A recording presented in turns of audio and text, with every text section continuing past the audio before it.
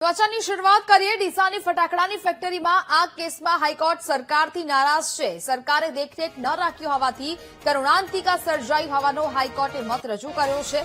બનાસકાંઠાના કલેક્ટર અને ગૃહ વિભાગે તપાસમાં ઢીલ રાખી હોવાનું કહેવાયું છે। ગૃહ વિભાગના અગ્ર સચિવને સોગંદનામું રજૂ કરવા માટે આદેશ આપવામાં આવ્યા। આગામી 16 જાન્યુઆરીએ આ કેસની વધુ સુનાવણી છે તે હાથ ધરવામાં આવશે। સંવાદદાતા પાર્થ ફોન લાઈન પર જોડાયા છે। પાર્થ, ડીસાની ફટાકડાની ફેક્ટરીમાં જે આગ લાગી હતી તે કેસમાં હવે હાઈકોર્ટે પોતાનો મત રજૂ કર્યો છે। શું વિગત?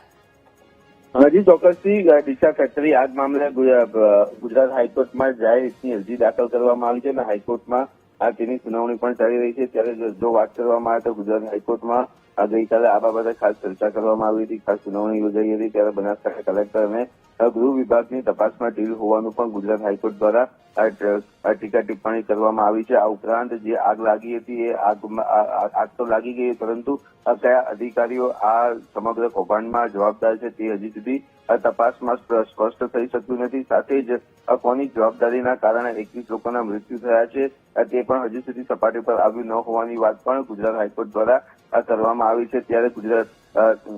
ત્યારે ગૃહ વિભાગના પ્રિન્સિપલ સેક્રેટરી લેબર કમિશનરને સોગંદનામું રજૂ કરવાનો પણ આદેશ ગુજરાત હાઈકોર્ટ દ્વારા આપવામાં આવ્યો છે, જેની વધુ સુનાવણી હવે આગામી 16 જાન્યુઆરીના રોજ યોજાશે। જી બિલકુલ પાર્થ, જાણકારી બદલ આભાર।